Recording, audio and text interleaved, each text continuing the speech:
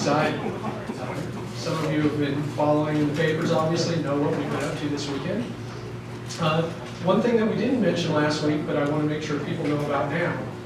Men's and women's golf are both in action already as well. They're in action right now. They're both at the Samuel Pohl Invitational out at Walking Stick Golf Course in Pueblo, Colorado. So if you can, get online and see how they're finishing up today. Hey, I do want to say thank you to a few people. First and foremost, I want to say thank you to our lunch sponsor, Pancheros, for providing the food today. So I hope everybody's enjoying that. I definitely want to say thank you always, every week, to Sandy Carlson, who I just cannot live without on a daily basis. So Sandy, thank you for all your help. Brad Blue, thank you for all your help putting everything together for everybody. And certainly thank you to our coaches and staff for being here and speaking to everybody today. So with that said, let's get right to it. Coach, let's have an update on volleyball.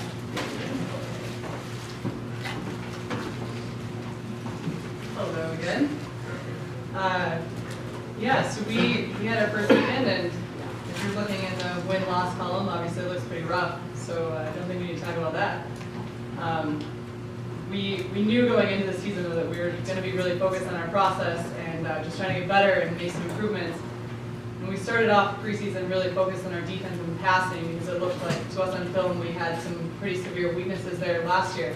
And so I think we spent probably about 30% of our practice time working on just our serve and pass game, and we won that this weekend. So we passed a 2.11 versus our opponent's 1.93, which I don't know if that means anything to anyone in this room, but it's on a 3-point scale. So a 3-point is a perfect pass and a 0 point is an ace. And so the average between those two is what we passed, is a 2.11, which means that the majority of the time we can at least set our pins and get some offense going, and our opponents were not there. So we did a good job of serving aggressively in the court a lot and getting them out of system. I think probably our best match this weekend was against Minot, which is the match that we went to 5 in. And we actually held their offense to .080. So hitting efficiency is a lot like batting average in baseball.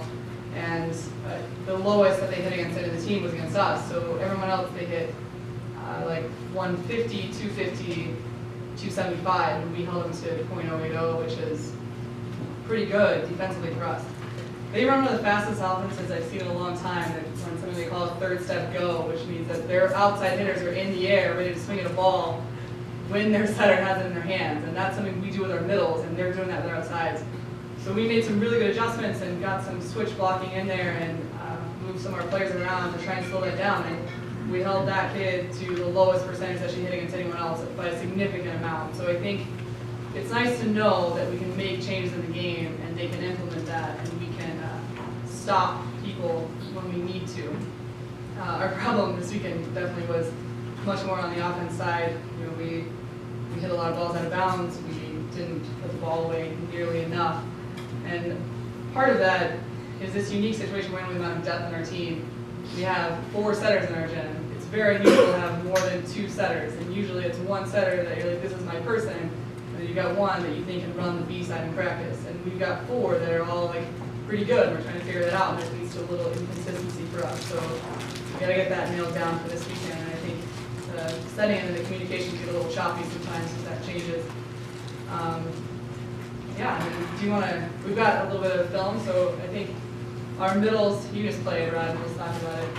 You'll see a lot of our middles highlights going on in here. Our middles played a lot better than our numbers suggested this weekend. Emily Newton's going to be a really good blocker for us. She's making good moves, putting her hands in good places. That's her blocking right now, actually. And we actually hit 280 on the slide, which is really good. And that's with Bright hitting 270 and then Newton hitting 300. So we just got to get her out of system, gain a little bit more control.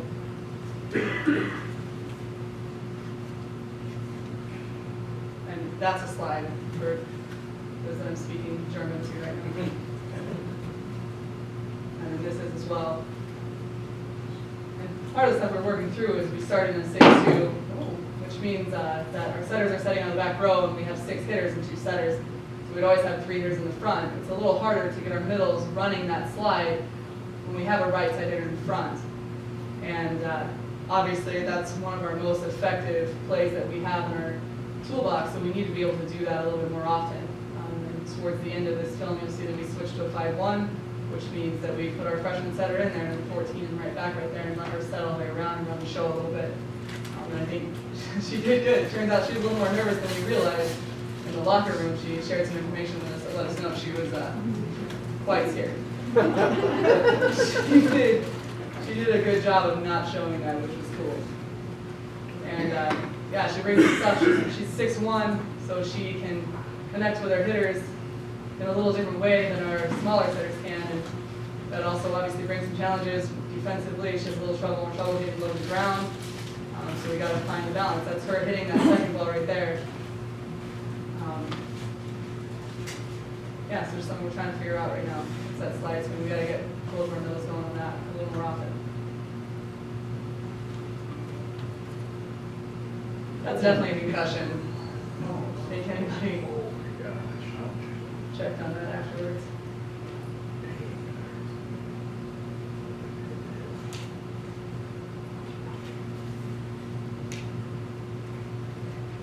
We played some really good D. Our libero, who's over in the white jersey, Allie Wagner, she's a JUCO transfer for us. She played really well and just did a really good job of leading us in the back row and talking the game a lot and getting some hands on some shots that were pretty tough. Sorry. 6-1 setter. She actually called as a back row attack standing on the ground because when she stands on the ground and hits the ball, it's above the plane of the net. We have a little hard time convincing our own players that that is in fact illegal. They're not used to seeing someone being physically able to do that.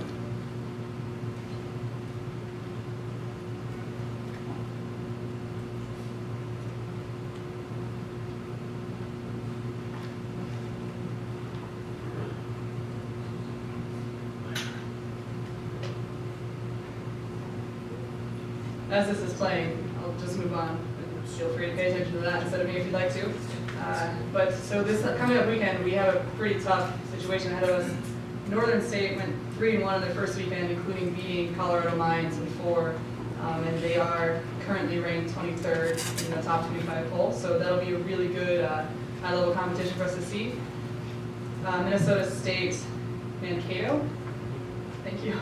They went 3-1 their first weekend as well. And we will also see Minnesota Christensen, who started off 1-3. So we might be a little bit better matched up with them, but I think it's really good for us to see really good competition and be in tough situations early in the season so that we can see what we're made of and get used to the high-level competition we're going to see in the RMAC. Does anyone have any questions? Any questions for Coach? So how much is it in player development versus maybe recruiting as a long-term thing for growing the team? I think it's both. I think I don't look at our team a lot and think physically we're not capable of getting the job done.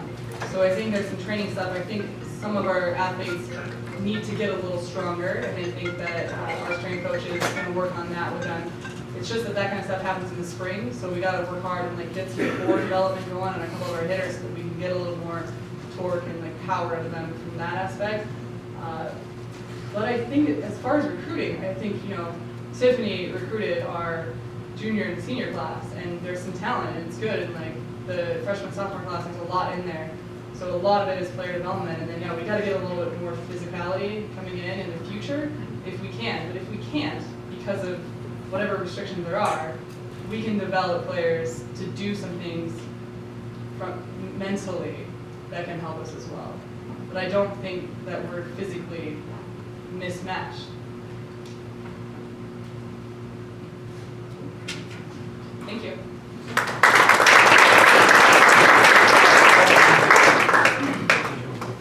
Oh, you want this back? Yeah. Coach, thank you. I appreciate it very much. We brought something home this weekend, didn't we? Coach, bring it on up. Cross country, Steve Johnson, after you.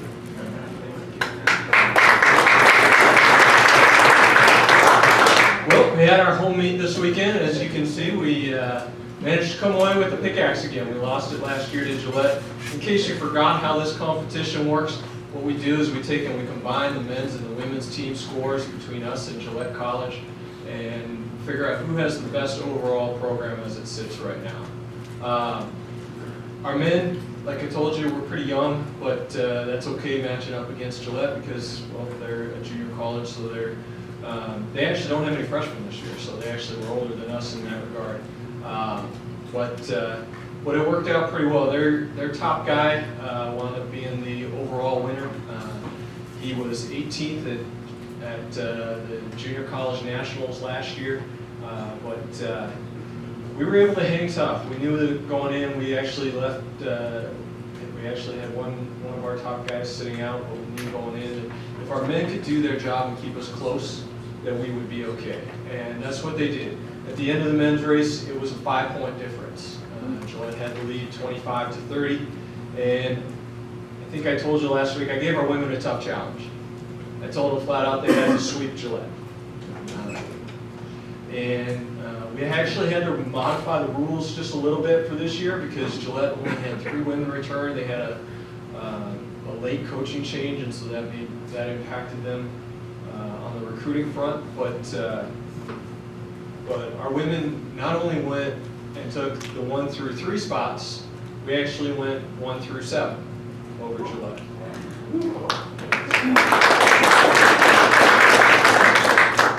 So on the men's side, right there we see Ben Coleman. Ben's a guy that's a little bit dinged up right now, but he's going to be a guy that's going to be a big factor for us as we move through the season. We're going to be as good as Ben runs, quite honestly. He's going to be our 4 or 5 guy most of the year, I think. And we're going to be as good as he can do for us. This guy crossing the line right now for us was Andy Ferris, and then we've got Aiden Anderson. Andy's a freshman for us out of Ohio. He's the one I was telling you about last week that had a really good mile time. This was his first 8K. And he did a really good job. He got out, competed right away. He was up in the front through a little over half the race, which is pretty good for a guy that's moving up from a 5K to an 8K distance. And then the long-haired young man that you saw, that's Aiden Anderson. Aiden is definitely primed to be our number 3 guy this year. He had a great summer of training and did an excellent job executing his race. He's not going to be a real speedster. When you see him during the track season too, he's not going to be running the mile a whole lot. He's definitely a 5K, 10K guy, but he embraced that, and that's a tough challenge for a sophomore to embrace. Is the idea that you're going to be running a lot of miles and you're going to be running really long races with lots of laps in them.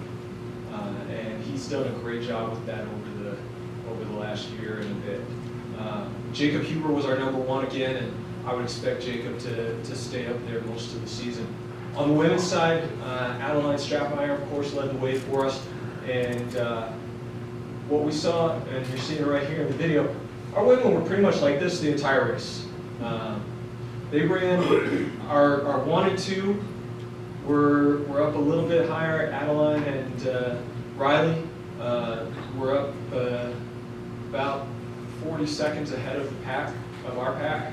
Our 3 through 7 were 7 seconds apart at the finish line, which is terrific. Now all we have to deal with them is we have to just move them up a little bit in the field. And where we're at in our training, we know that we have a lot of room to keep moving them up and working up through the field. So we're really excited about where we're at in that regard. It's just a matter of continuing to work our way up over the course of the season. We don't have any video here of it, but if you're wondering about the kids race, we had 35 kids that took off on the start line, and I do mean took off. They went out like bats out of hell, and it was great to see. I jumped in there with them for a little bit, and I'll tell you what, they made me work. But we had our men's team in there with them as well, pacing along, and then special little shout out to the men's basketball team as well for jumping in and taking one as well. We really appreciated that. On that note, another thing that I have to make sure that I do is say thank you to everybody that helped out with the meet. It takes a lot of people and a lot of time to put on a cross-country meet, and a special thank you to the Schaefer family for what they contributed. They have literally made an event out of our home meet every year in their household for 30-some years. So big thank you to them. Big thank you to Coach McCampbell and to Anita Brenneman for the work that they did, especially with getting that kids race done. I know we had, what did we have, Tiffany? About 20 day-out signups, which quite honestly caught us off guard. We weren't expecting quite that many. So Anita got a little bit swarmed, but she handled it the way Anita always does, with a big smile and a huge welcome for everybody. This week we go down to Chadron. We get to see Chadron in central Wyoming again. So we get a chance on both sides to try to mix up a little bit better. This course we ran this past weekend, we hadn't even been on it as a course until Thursday. The course down at Chadron, they've been running the same course for several years now, so we've got a pretty good idea of what that course looks like and how it's going to run. And I think our guys are going to match up a lot better this week than they did this last weekend. We should see our men move up in the field. Chadron, I'm gonna honestly give them the nod right now, but I think they're a team that we can continue to grow and pick up on over the course of the season. On the women's side, number one thing I'm going to be looking for is that we can flip the script a little bit on them. They were able to get their 3, 4, and 5 runners ahead of ours. I think we can not only get our 3, 4, 5, I think we can get 6 and 7 ahead of theirs this week, and that's what we have to do if we're going to be able to compete with them. So, it's a hilly course. If you've been down to Chadron before, you're familiar with where the water tower is up behind campus. Most of the course is up on that hill. So they drop down near 10th Street, and then they have about a half mile to a 3/4 of a mile climb up to back up toward the water tower again. And I'm told the turnips and radishes are gone this year, but if there aren't, we'll be sure to bring some back for you. Any questions? How's the smoke affect your runners? Good question. There were definitely a few people that were affected by it, and if you were around town on a Saturday, you know Saturday was pretty smoky. We didn't see as much impact as I thought we would, but it's probably because we're fortunate not to have anybody with severe respiratory issues right now. Other questions? All right, thank you.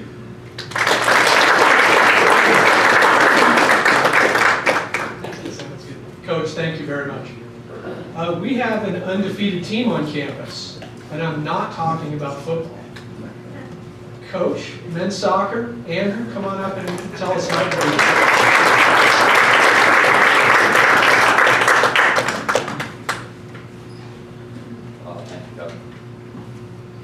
This weekend was really exciting for us. I mean, me on a personal note, the team as well.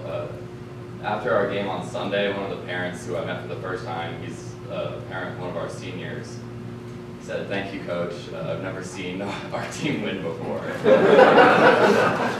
right, well, hopefully that's not the last time either.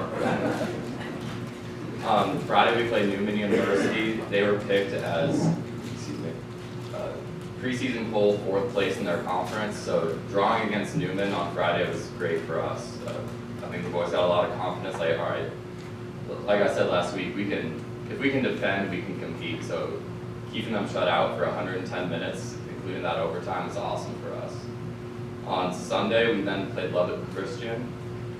Clean sheet through the first half, and we were able to score in about the 58th minute, so 13 minutes into the second half, the freshman hit an absolute dream of a goal. Brad, I don't know if you want to cue that up at some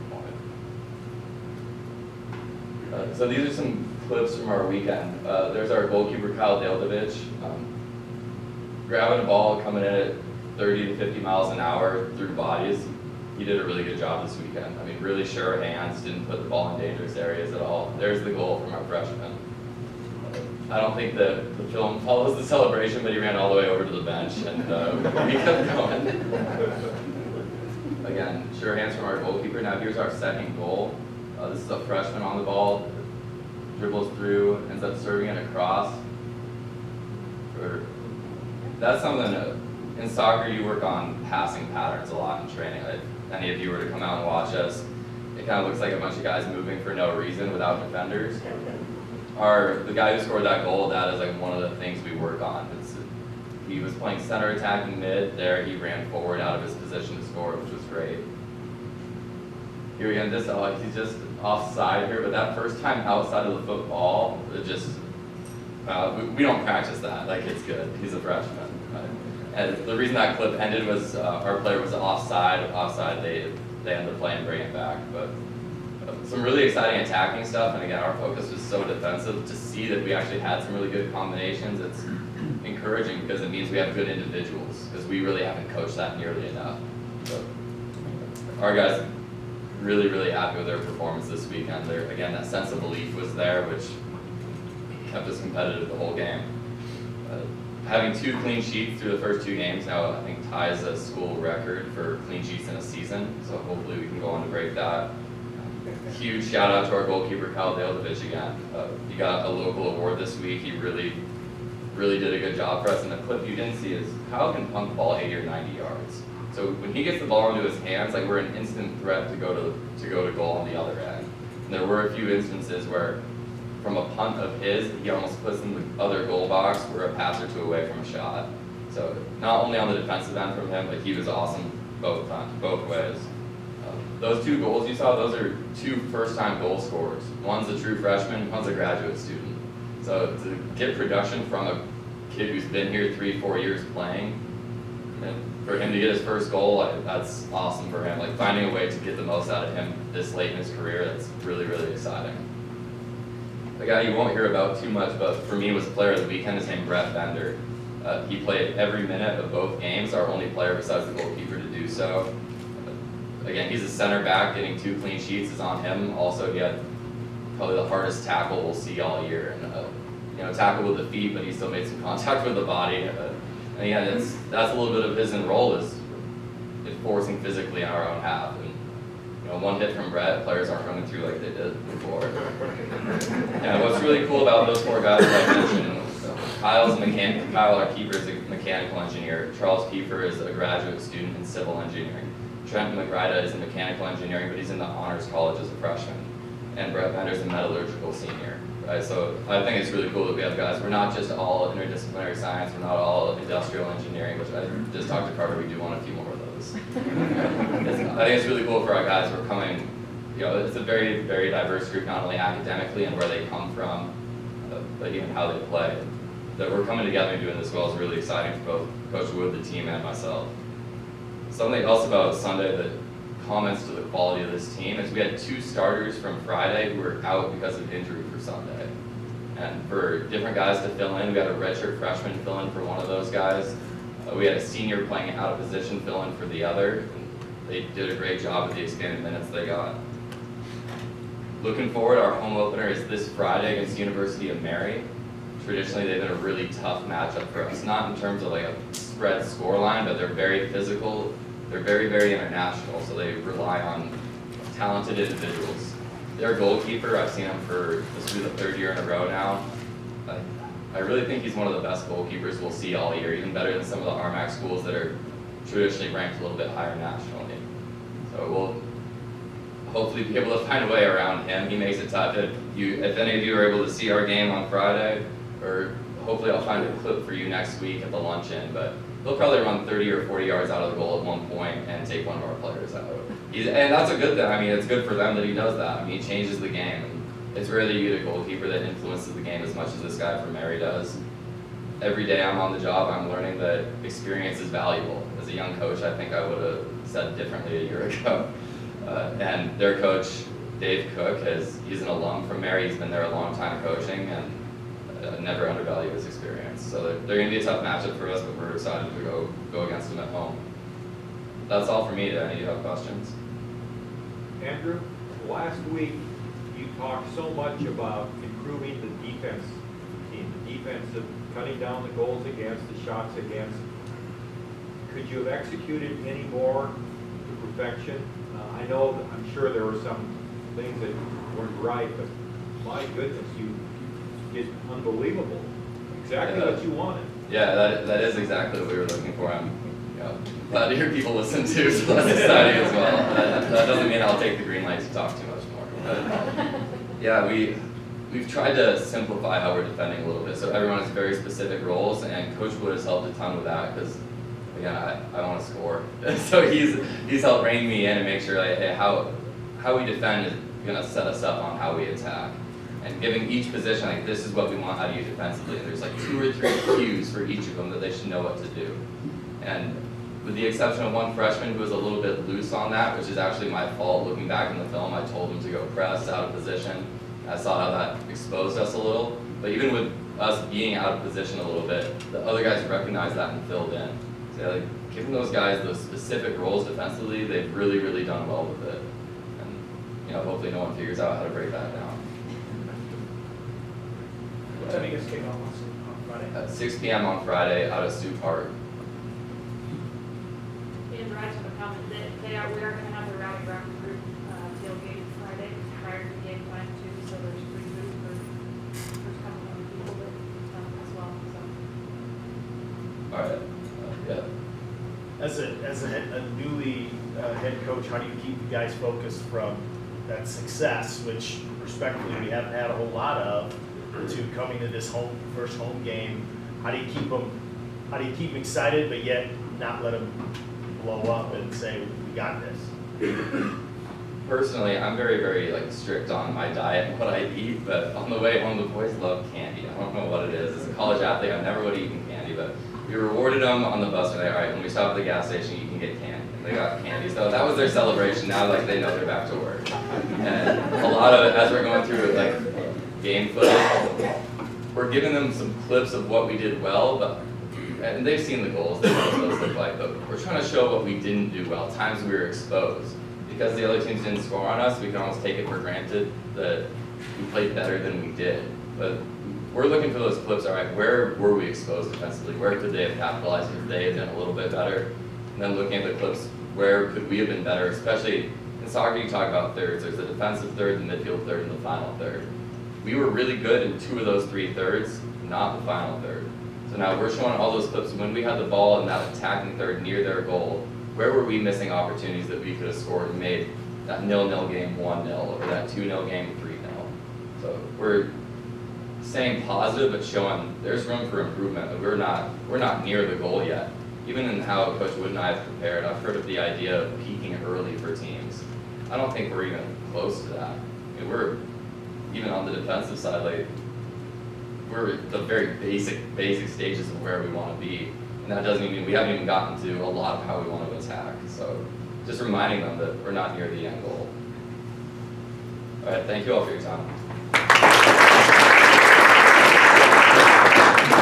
Right on, thank you, Coach. Hey, remember, 6 o'clock this Friday, and there's free food. Free food, good soccer, there's a good Friday night right there. Okay, 3 things happened in college football this weekend, and I don't know if you saw any of these. Number 1, the Wyoming punter whiffed on one. Did you guys see that? That was bad. That was really bad. True freshman feel for the guy. Secondly, the most mild-mannered coach in America threw his headset on the sideline. That was Mike Riley with the Cornhuskers. That was pretty crazy too. But the most important thing that happened this weekend was the Rockers won. We're undefeated. Coach, please come up and tell us about it.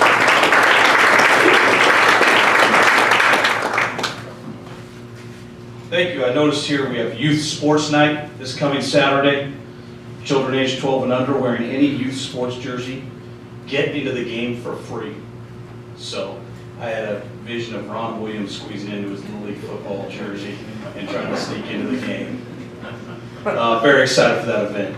My wife and I have a long-standing policy. It's why we're still married. We never complain about wins. We just smile, and we're very excited when we get them. So we're really excited that we got a win. It's been a long time, and I know that if I would have been here on Saturday to have the opportunity, or Saturday to race against Jason in the 1K, I believe I would have been able to take Coach Henry, but we'll take a win on the football field instead, which we got on Thursday night at William Jewell. Let's get right to the highlights, Bradley. All right, very excited to show you guys some of these game clips. The Rockers win it 42-27 on the road at William Jewell. The game kind of started out, this is the very first touchdown. This is Jake Sullivan, as you know, turns it into a scramble play, and he finds Ian Anderson in the back of the end zone. Trust me, he was back there. Great job on that play by Jake. We found a little something where they were bringing a lot of pressure at us early, trying to confuse us a little bit, and Jake did a nice job kind of breaking the pocket and making one happen. This is the first one to the freshman, Brandon Labrie. This is a play that Coach Udy was adamant that we go ahead and get the ball up into the air to Brandon, and so he told me in the kindest way that that needed to happen, and so we got the ball up to Brandon. He made a big play. He made several big plays on the day, but that was his first college game, first college touchdown right there, and that was a good spark for us. Got us the lead there in the first quarter, and really we were playing some really good football in the first half. The key to the game defensively, our defensive line, I told you we're a lot better up there, and we're playing great right here. Mike Harlan, and really a party at the quarterback. Our expectation is to put people into long down and distances and then turn our defensive line loose to get to the quarterback. Here's Brandon Labrie again from Jacob Sullivan, pretty much the same concept, and he gets down all the way to the 2-yard line. Almost had a 3-touchdown day if he would have been able to find a way to make his body longer and get to the end zone there, but that set up this very next play, which was kind of a fun one, because when you're actually watching it in person, this is a fake. This ball really should have been handed to Dorian, but Jake took one for himself right here, kind of walked into the end zone. At that point in the game, we were really playing some really good football and in control of the game and doing some really good things. I thought defensively we played so well, and this is a big play in the second quarter. This is your play of the day defensively. Watch E.J. DeVoe, Everett DeVoe, our team captain down here at the bottom of the screen, and he is going to dislodge the football with a big play. That was our pickaxe play of the game. E.J.'s not a big talker, but someone had made some comments to him at that point, and he made a big play. So that was certainly critical. We got a couple of big turnovers, including one at the very, very end of the game, and Everett had a great game. Here's our final touchdown of the first half, and really well blocked. Our center, Robert Schrock, gets a 2-for-1 right here, and Dorian slides himself into the end zone. Dorian Coward, our senior tailback, had another fine game, did some really good things, and was able to punch it in right there. And wish, for me, we were playing so well at that point in the game to get to this point, get to the point where we were up at 28-7. I believe right here you're going to see Robbie Gerardin, our kicker, set the record for most PATs in school history. So congratulations to Robbie Joe. He is just a junior, and he was able to set the school record for most points after a touchdown in a career. Here's Kevin Thompson, the home run hitter. He got one here in the third quarter. It was a big play. Really kind of put us in charge of the game again. Kevin plays with tremendous juice and energy. You can see that. Number 11 is one of the more electrifying players in Hardrocker football. A very, very exciting day for him. He's so happy to be back from injury. This is probably the play of the week. Brandon Labrie down in the slot here at the bottom of the screen. He's going to get the reception. He's going to look like he's tackled. He's going to keep his feet and finish in the end zone. A pretty exciting football play.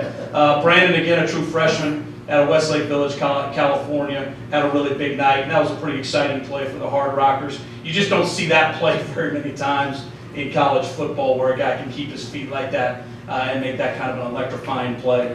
We do have players of the week from this week.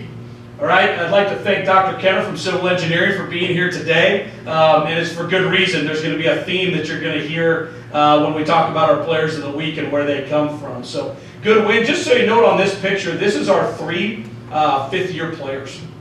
So we have 3 players that came here out of high school that are in their 5th year with us.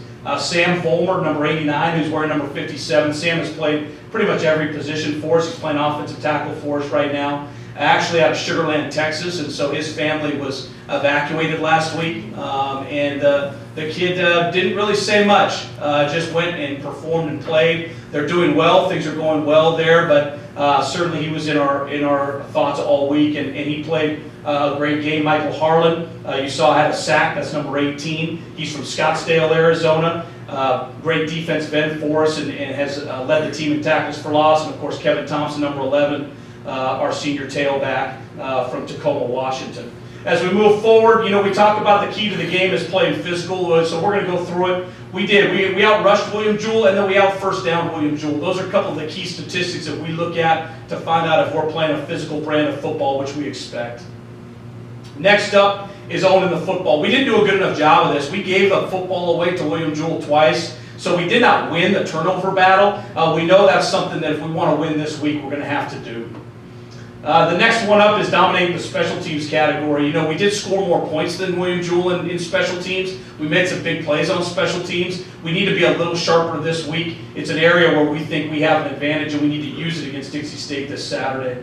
Next up, we talk about critical situation football. We talk about money downs. You guys have all seen our money flag, right? So when we wave the money flag, it's a money down. It matters. It's very, very important. It's a critical play. We were outstanding on offense and we're outstanding on defense. You're trying to keep teams under 36% on defense. You're trying to be 50% or better on offense. We did that. And then the story of the game was a red zone offense and defense. We were perfect in the red zone, 4 touchdowns, and we held them to just 1 of 2 in the red zone, which was a critical component of the game.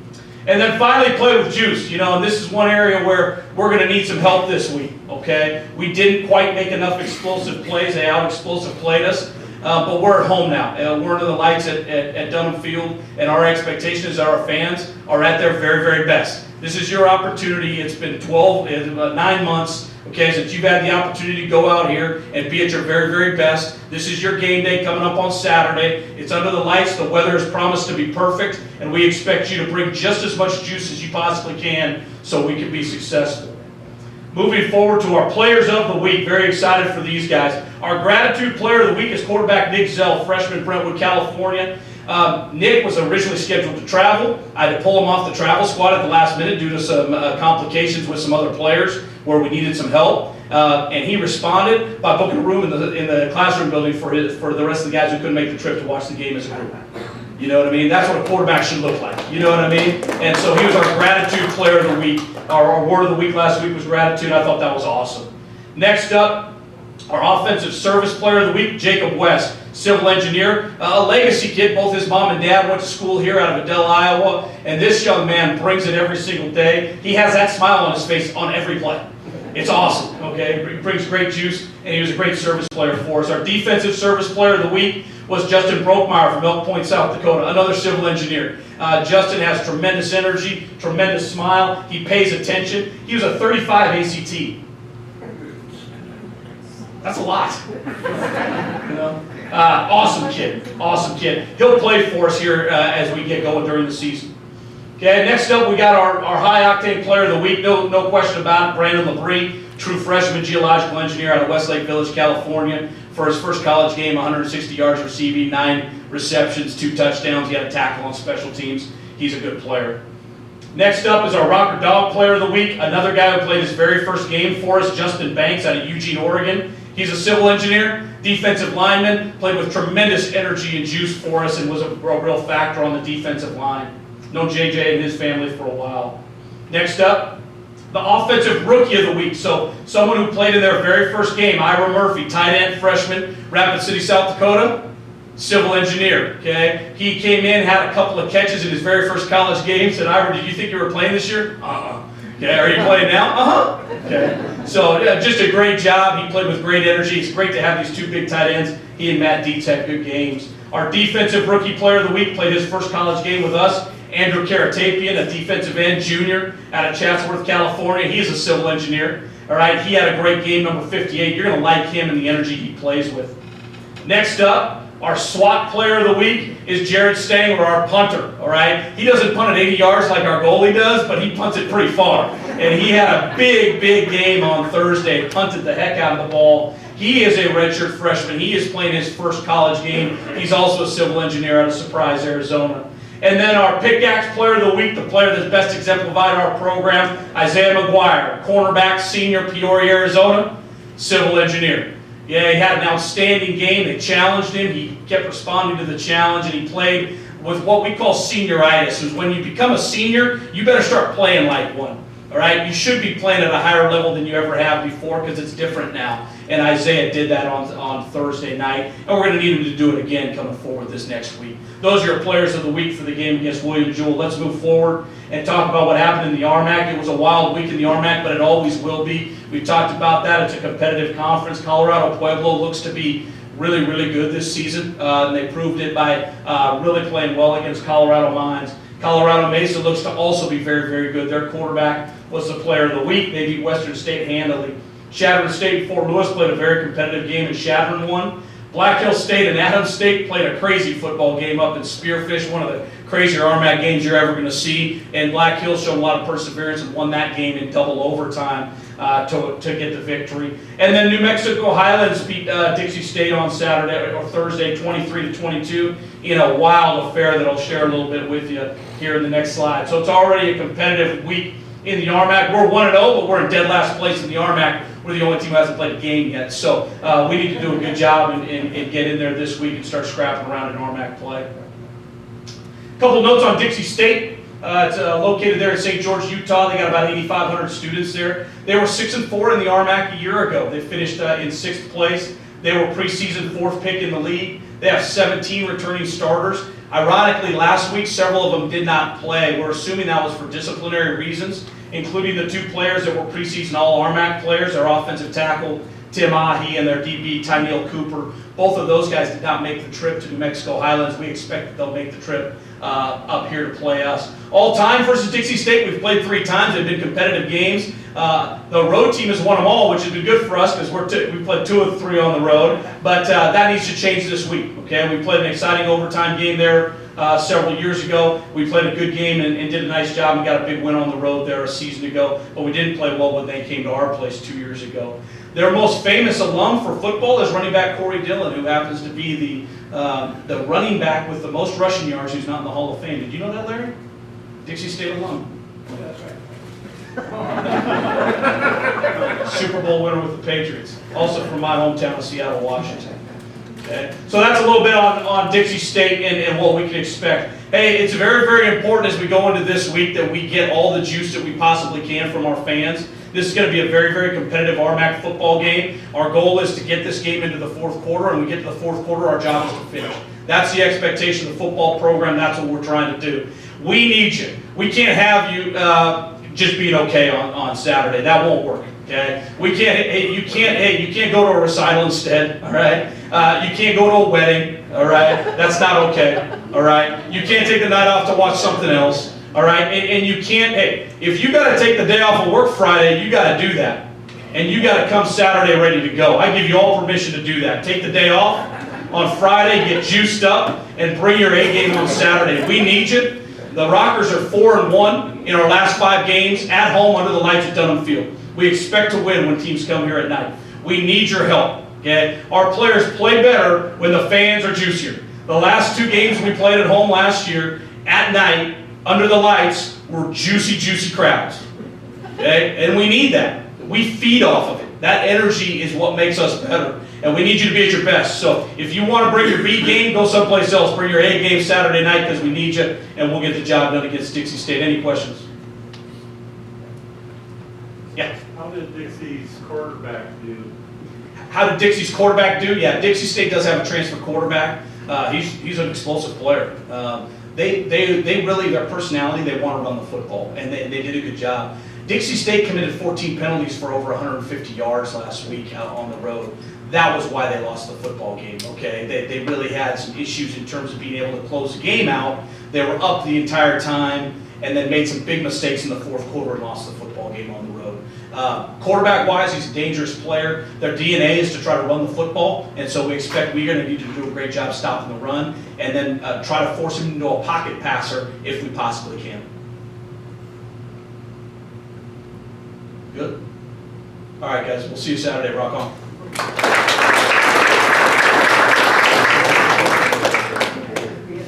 Coach, great job. Great job. I don't know about you guys, I'm excited.